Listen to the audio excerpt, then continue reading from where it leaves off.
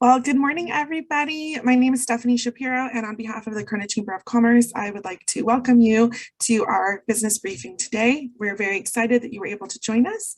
I would like to share a few announcements with you before I turn it over to our legislative advocate, Jeff Gibson. Today's event is sponsored by California Baptist University.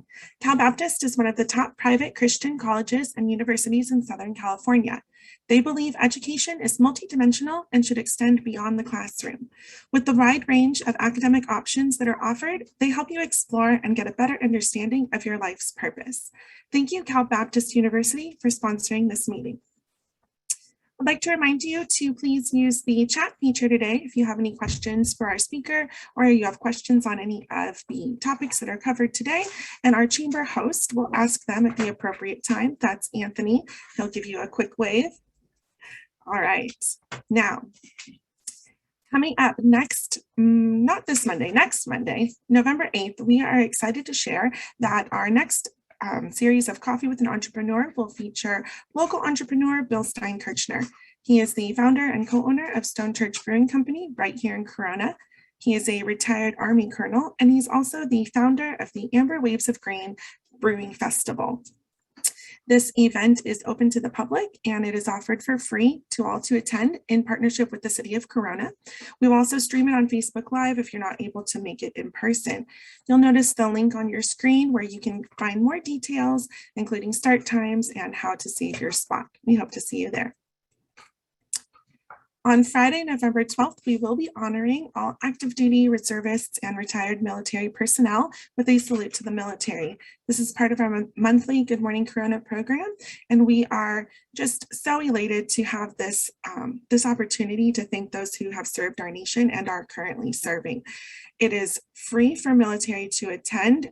They just go onto the website, or you can put a note in the chat and we will sign you up if that happens to be you. And we do have sponsorships and exhibitor spaces available as well. We are anticipating a big crowd and just a really wonderful patriotic day. So we hope that you'll mark your calendars and join us. Coming up in December, the first ever College Bowl here in LA, the Jimmy Kimmel College Bowl, is going to be happening, and we are doing a community night out. So Corona will be taking over Los Angeles, and we're going down to SoFi Stadium. The game kicks off at 4:30, but gates open at 1:30 that day for a full day immersive experience. We have a section just for our group. So you can purchase those directly through the chamber. Tickets are on sale for as low as $40, and there are no extra fees or anything added on to them. Nonprofits who are members of the chamber can also register with us to help promote their nonprofit and receive earnings from this event. So it's a great fundraising opportunity for local nonprofits, and it's a great fun night out. As well, I have a very special announcement to make. You see our chamber host, I referenced him earlier, Anthony there. He's actually going to shave that beautiful lush beard once we get to 400 seats sold. So please help us make that happen. We want to see his face, and you can be a part of it. So information's on the screen, or like I said, just put a note in the chat and we will get you more information. If you happen to be a part of the call today and you're not a member of ours, or you are a very happy member and you know a colleague or fellow business owner who's not yet engaged with the chamber, you'll see on our screen Robert Yanez. He is our membership development coordinator here, and he can talk to you or them about all the benefits of being part of an active and thriving organization like ours. We want to help you grow your business. We want to help grow the chamber, and together we can accomplish great things. So please get in touch with us or with Robert directly, and we'll make some magic happen. We also have a new member of our team. If you have not had the pleasure of meeting her yet, her name is Tammy Harwick. She is our marketing and sponsorship specialist, and she is here to help you expand and grow your business through avenues with the Chamber of Commerce. If you haven't had the opportunity to meet her, I definitely recommend you shoot her an email or call us and just say hi, start that relationship, and we look forward to connecting you with her as well. It's now my pleasure to introduce our legislative advocate, Jeff Gibson. He keeps up with all of the movement that's happening locally, regionally, statewide, and federally in the political realm. With his thorough analysis, he helps us act timely on projects and initiatives that make a difference in shaping our community. As the owner of Occidental Communications Group, his knowledge of complex political issues and the great relationships he's built ensure that the Corona Chamber has all the tools to be effective on behalf of the business community. Please help me welcome Jeff Gibson to share a legislative update. Thank you, Stephanie. I appreciate that. So we, obviously the legislature is out of session, and there are a number of economic trends, and there are a number of major pieces of legislation that are affecting us. If you show up and you question these school boards, you will be deemed and so, so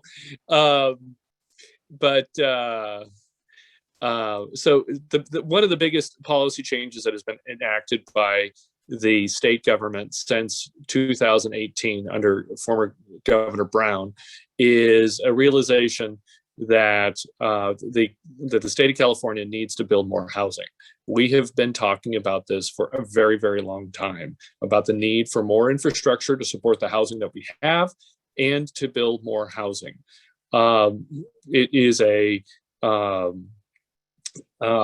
whenever the state gets involved, it becomes very prescriptive in rules sent down to locals.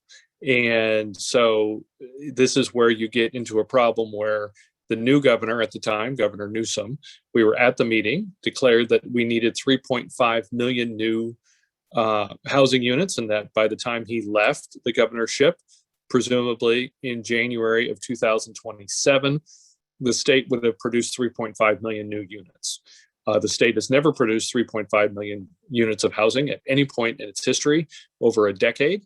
And so by the time we left Sacramento, roughly 24 hours later, that had already been revised down to 1.8 million new units of housing.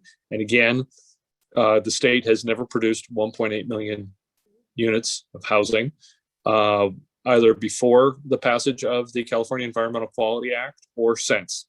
So we are in a very intractable situation.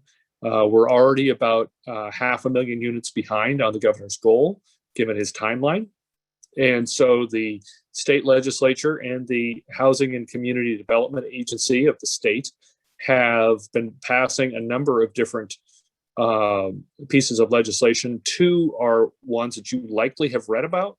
And so we wanted to discuss it in a little bit further detail because they were pitched as California eliminates single-family residences, and that California was getting rid of was going to create an overlay zone for almost all zoning.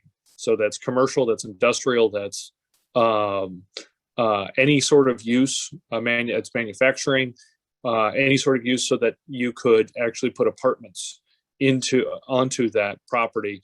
Both of those would be without the say of the local city. The city could have a little bit of input on design standards, could enforce a couple of other issues, but in terms of any of the planning process that you go through now to build a single family home, which anybody who has attempted to do that can tell you that in the state of California, it is not easy to do. So the two pieces of legislation are Sb9 and Sb10. So looking at Sb9, and to put it at the top, one of the biggest issues that we have had going back decades before I was even here is that new housing comes and it does not, and while the state gives advantage to new projects, it does not follow through with the demand for new infrastructure. So that that infrastructure is paid as you are developing the housing, or your infrastructure is paid as you're developing the commercial center, or infrastructure is paid for. In fact, in the late 80s, Bobby, correct me on the date, the city of Corona actually implemented a building moratorium, not because they did not want to grow, but because they were concerned about the 91 freeway and the lack of infrastructure that was already being seen 30 years ago. Well, the state legislature, so note that the state legislature decided, hey, we've got a fix for your problems. And that fix were the toll roads, the toll lanes in the middle of the 91.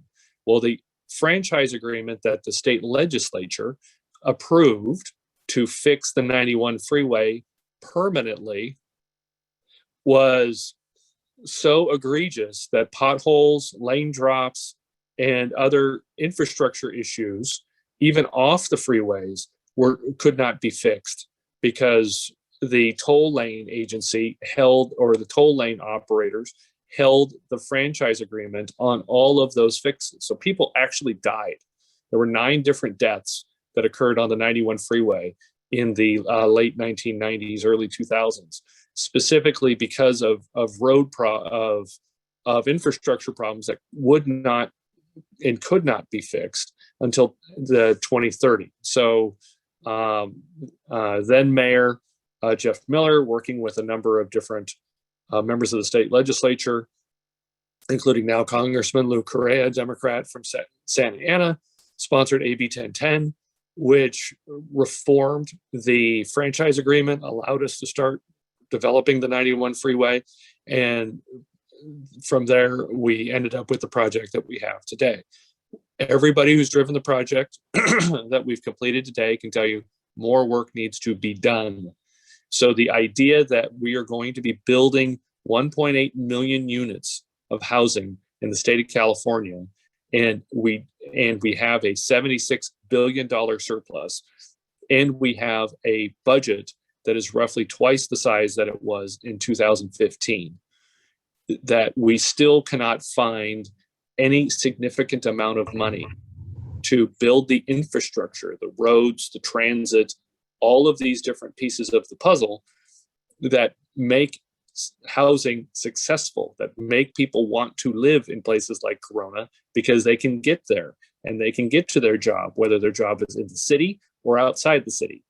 And so none of that infrastructure funds, even though we here at the Corona Chamber and elsewhere have advocated and successfully won 4 different initiative campaigns by statewide ballot vote to dedicate funding sources to transportation. The state legislature this year passed a lot of housing bills, but passed 0 significant infrastructure improvement funds. And so this is where the whole process grinds to a halt, because the market then steps in and says, okay, if you already have traffic there, then you aren't going to be able to develop as much housing. So with that in mind, so that kind of is a little vent on some of the anger that we might be feeling towards policymakers on this issue. Let's look at Sb9. Sb9 was sponsored by Senate President Pro Tem Toni Atkins, Democrat from San Diego. She is one of the few people in the history of the state to have led the assembly as speaker and the Senate President Pro Tem in the state Senate. She's very, very adept at the legislative process, obviously, and a very likable person. That said, she sponsored a piece of legislation, Sb9, which for urban impacted single family zoned parcels allows for the even splitting or the near even splitting of the parcel by the owner without much input from the city, as long as the units are 800, that the units that are produced are 800 square feet, and that there is 1 parking space provided on the property for the new unit. Now, working in coordination with, it's called accessory dwelling unit, ADU, basically a granny unit that would be in the back of your home. with new rules implemented by the governor through executive order, which allow for those ADUs to be built on the zero lot line. So they could be built on your fence line. In fact, in some cases, they could actually integrate your fence into the construction. And you could then split your property and put another ADU on it, and then split your property again. And so it depends upon the size of property that you have. It depends upon your ability to add a parking space. And then one of the final changes is it depends upon your willingness to work with organized labor and to pay prevailing wage on your location. So the idea of the legislation was it's very difficult to get an ADU planned through a city planning process. In the city of Corona, it's not that difficult because we're much more business friendly. In San Francisco or in San Diego or in Los Angeles, it can be, just because independent of them being business friendly or not, you have a much larger bureaucracy. So the idea was that 60% of the development cost for an ADU, for a backyard unit, come in delays and in planning fees and in permit fees and on and on and on. We will relieve property owners of that opportunity, of those costs, by cutting through the red tape, and then you add back on, but only if you employ a labor union to do it. Which, again, nothing against people that are in organized labor, but even they would tell you you're looking at a 40 to 60% increase in labor costs. So I don't know, again, I was a humanities major, so I'm not very good at math, but it seems like if you're saving 60% of your costs and cutting red tape, and then adding 60% of your costs through labor cost increases, that 60 minus 60 equals 0. So you could see how much net effect this likely will have on most areas. Now, it will provide some flexibility for cities, for local planning agencies, which are cities and counties, which are under state order to come up with ways to add more housing. And the orders, for instance, require the city of Corona to come up with over 6,000 new units of affordable housing within the next 8 years, which is an unprecedented number for the city of Corona. It's an unprecedented number for almost every city. They were arbitrarily and politically given out. Norco, which has a lot more free space, open space, and very restrictive zoning, which the state, has said over and over again they don't like, I believe must add 647 units. So this is the challenge that the city of Corona is in. So the city of Corona is going to be adopting later this year. It is likely very close to sending its draft housing element for its general plan. And one of those things that it will be adding to, because they need to add so much housing, are the idea that they are going to be encouraging the building of accessory dwelling units. Almost every city in the state has added accessory dwelling units as a major portion of their housing element. Net effect is it's going to basically put homeowners right back where they started once they start to read all of the rules that are going to be coming down. So again, nice headline, gets people all riled up. You're not providing the infrastructure to make the housing successful, and you're increasing crowding in already crowded neighborhoods. So you're not going to be getting the units that we need. And there's no dispute that we need units, or that we're in a housing crisis. Anyone who has a child over the age of 25 and has them living at home knows that it would be nice if they were not living at home, no matter how much you love them.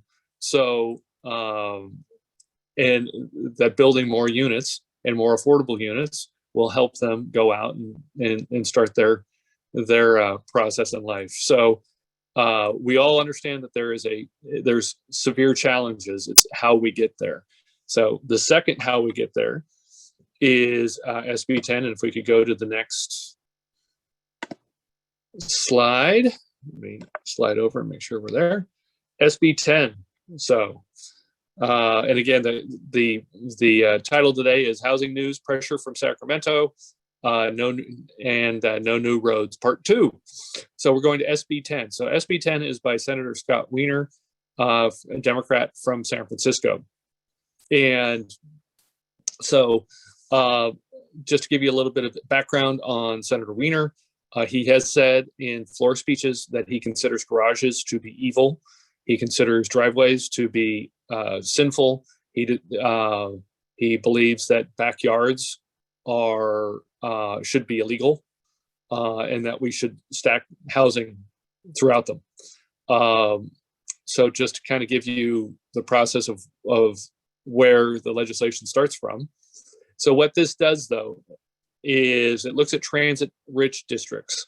In transit-rich districts, while they stretch all over Corona, the closest and probably the most successful transit-rich district is within walking distance of the metro station. So you're really looking at the North Main section. You have the new apartment complexes with the Starbucks. It's not new anymore. It's Bobby, 3 years old probably, but it's relatively new and successful. That's the type of development that you're talking about, and that's the type of area in a town that you're generally talking about. Transit rich can also be counted as almost any major street in Corona, because you have the Riverside Transit Agency running buses up and down the streets. So if you have an active bus stop near you, you live in what would be considered a transit rich district. And what SB10 allows cities to do is to take every parcel that is not currently residential and is not industrial and does not face industrial, to zone that, to give it an overlay zone to allow up to 10 residential units per parcel to be developed.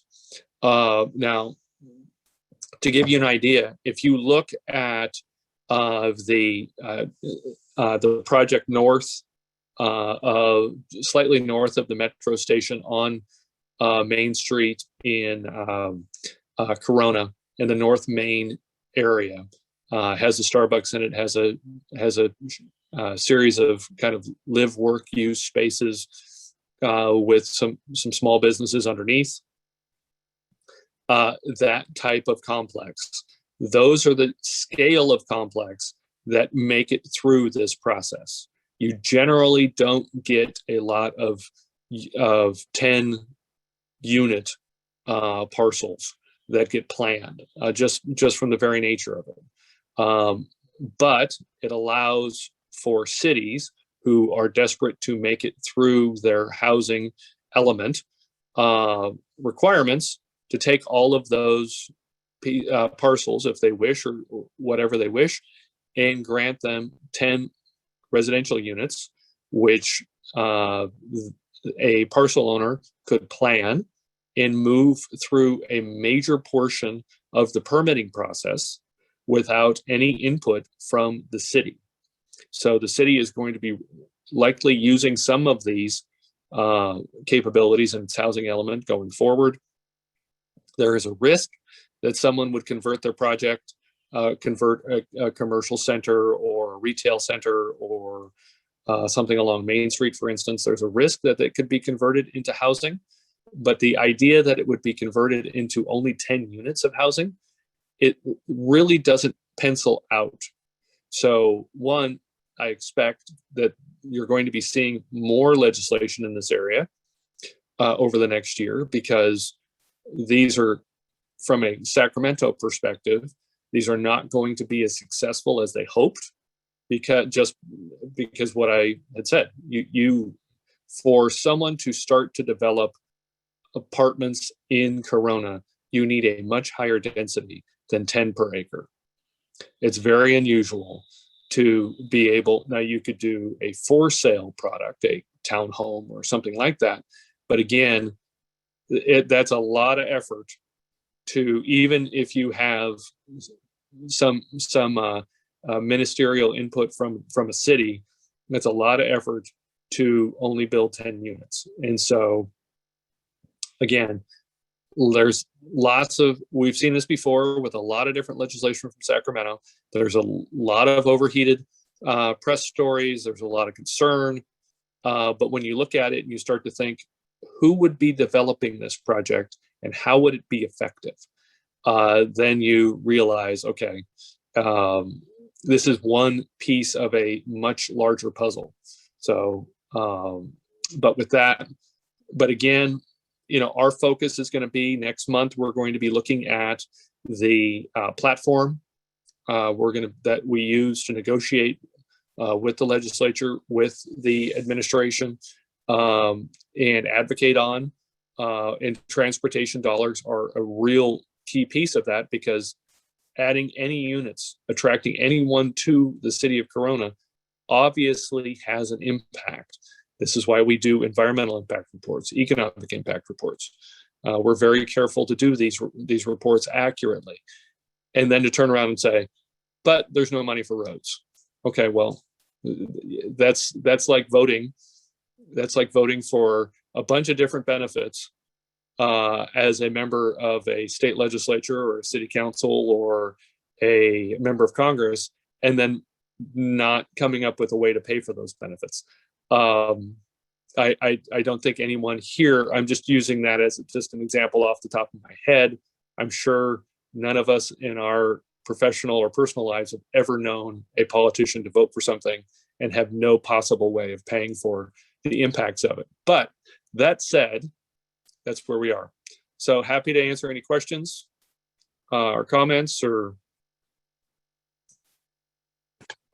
Thank you so much, Jeff. We actually do have quite a few questions. The first being, I understand Norco has filed as an equestrian historic district for the entire city, which may exclude them from having to build these homes. Can you comment on that? It will have no effect. Every single time a city has tried to do something similar to this, the state has sued or the city has sued, and the city has lost. The housing numbers are technically imposed by the Southern California Association of Governments, which means that Norco itself was part of the negotiation for the numbers. And while that's an interesting topic of conversation, Huntington Beach, for instance, which has added thousands of units of apartments, tried to pause for a moment to see, okay, we've put in all of this housing. Now let's build the roads to support the housing. The state sued and the state won. So, yes, I would be, I understand what they're trying to do, but no, it's not going to be successful. Or, well, let's say this, it has never been successful when put before a state judge anywhere in the state of California going back 25 years. So cities are like 0 for 400 in doing this. So I don't know if any of us would want to buy stock in a baseball team that had gone 0 for 400. But anyway, all right, get with the next one. So the next question is, the city of Irvine has built thousands of housing units in 4 or 5 story buildings. How are they complying with state law? So Irvine is actually used as a model. The state understands that they are giving cities a very difficult role to produce this type of housing. In the last housing element, for instance, because the city of Irvine had, and this is a classic example for the city of Norco. So if you're from Norco, keep this in mind. The city of Irvine was punished by the Southern California Association of Governments 8 years ago when, as a result of them opposing the making of El Toro into an international airport, as a result, all of the SCAG cities essentially voted to give 90% of the required housing units to the city of Irvine exclusively. And the city of Irvine sued and it lost. I will repeat that. 90% of the required affordable housing in the state of California, in Southern California for the last 8 years has been required to be built in the city of Irvine. Irvine sued, saying this is capricious, this is outrageous, this is, just incredibly off base, and they lost at nearly every level. And so they had to come up with a way to produce 27,000 units of affordable housing for a city that was largely built out except for the Great Park. And that's where you've seen the city go through. They've built some incredible communities, and communities around Irvine Spectrum are fantastic. And they have figured out ways to put housing and be very business oriented in it. And despite the fact that they did not reach the number of housing that was required, they went above and beyond once they lost their court case to go through the planning process, to go through the development process, to do everything they possibly could. And so therefore the state has not sought any sort of action against them, but has used them as an example of, look, they're figuring out their process. Just down the road in Huntington Beach, for instance, Huntington Beach was figuring out its process, but it decided to start to complain and ask for different things from the state. I looked at it. I think that almost all of their complaints are reasonable. So I'm not saying that it wasn't, but they got slammed by the state and they got slammed by the courts. So that's kind of a tale of two cities. Both aren't reaching their housing requirements. Both are attempting to meet their housing requirements. One that is cited as a happy example because they're essentially playing ball, and the other one is cited as a cautionary tale of don't let this happen to your city. So thank you. And we only have 2 more quick questions. I know we are getting over our time limit just a tad, but if you can answer these. Was anything resolved in the meeting you had last week regarding the ports opening up? So the ports opening, one, they've been running 24/7 for the last week. If you remember when I was on with you last week and the week before, when it was first announced that they were going to be running 24/7, I indicated that it was likely that the lineup of ships was going to be larger. And again, humanities major, when we said that, there were 57 ships waiting at anchor, essentially extending from the LA County border to Newport Beach. As of today, there are 110, extending all the way down to San Clemente. So again, I think 110 is bigger than 57. I think it's substantially bigger. I think it's almost 100% bigger. So you can see that 24/7, when everyone who knew anything about the ports was saying that's not going to help, and advised the president of that, we're 2 weeks into it, and lo and behold, it didn't help. So the next thing that they're going to be doing or attempting to do is try and fine people that have their containers in the port over the amount of time that they were supposed to. So they're going to be fining them at $100 a day going forward. The problem is that it really is only a 15 to 20% of the available space would be cleared doing that, which seems like it could be helpful, and it may be helpful, but a number of those people that have left their containers in the yard are bankrupt because of the lockdowns. And that's not an argument against lockdowns. That's an argument for, we locked down the economy and several organizations did not make it through.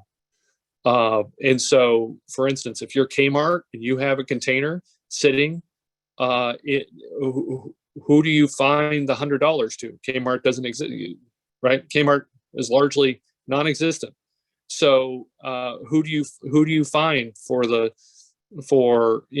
regional shopping center that went out of business? And so there's a very good reason why the independent of the ports, there's a good economic reason why there's containers that are built up there. So this is a very difficult question to answer.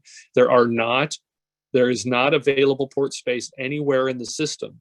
So this idea of, oh, we'll just send them to San Diego or just send them to Tacoma, there's a very good reason why 40% of almost 1 out of every 2 containers that comes in the United States comes through Los Angeles and Long Beach. And that's because they've made the sacrifices that a lot of other communities are unwilling to do. And so it's just going to take time. It's a combination of things, but watch for news on trucking.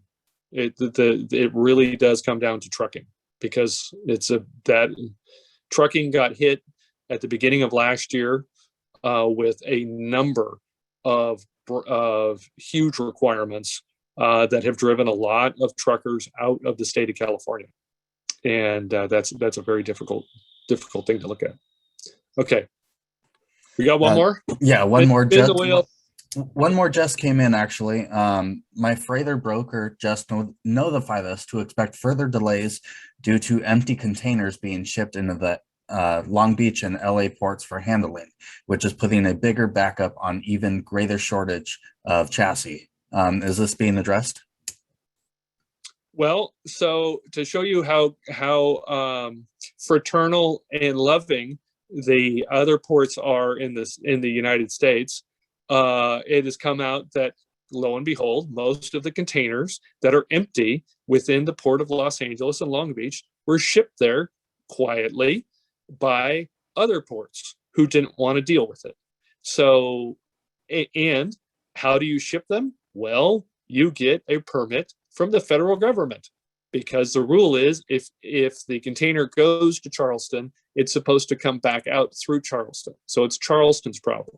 Well, Charleston, Savannah, Jacksonville, Galveston, Tacoma, San Diego, you name it, have been either quietly or under federal permit sending their empty containers to Long Beach and Los Angeles as a gigantic thank you for the problems that they're going through. So it's gonna take time to sort all of those things out. So if anyone needs any free containers to build a accessory dwelling unit in your backyard, I'm sure we could figure out a way to drop one in your backyard this weekend. Thank you, Jeff. And with that, I do believe we are out of time here. So thank you so much for being on, and I will pass this off to Stephanie. Thank you. Thank you, Jeff, for that great update, and thank you, Anthony, for passing it back. You know, these updates, they're meant to inform you. If you're ever upset by what you hear, that's a great thing. It's a good motivator to take action. You'll see our local representatives' contact information listed on the screen here. Please take note of it. We have several of our elected officials and the representatives here on the call today, and I'll name them off in just a moment. But these, like I said, we inform to take action, right? So good or bad, this is why we stay up to date on things and why we're so glad that you're able to join us, and hope that issue at the port gets resolved soon. So thank you, Jeff, for that, and for ending us on a light note about accessory dwelling units. So like I mentioned, we have many VIPs on the call today. All of you are business leaders. We appreciate you and the contributions you make to our community. We have several offices represented today. Make sure to send them a chat, get to know one another, build that relationship. Representing Riverside County Supervisor Karen Spiegel's office, we have Wendell Bugtie on the call today. Representing the Riverside County Office of Education, we have Pete Cervantes. Representing California State Senator Richard Roth's office, we have Alti Holcomb and Natalia Garcia. Representing California State Assembly Member Sabrina Cervantes' office, we have Colin Markovich. We also have retired former Corona City Mayor and Council Member and California State Assembly Member Jeff Miller who is the chair of this Legislative Action Committee, helping to bring these calls to you on a weekly basis, and former mayor of the city of Corona, Jason Scott, and former council member Yolanda Carrillo. So thank you all for being here today. We appreciate the time that you take out of your day to participate in calls like this. And we would like to again thank our sponsor for today's call, California Baptist University. They have established a reputation here in the community of excellence and of being a great institution of higher education.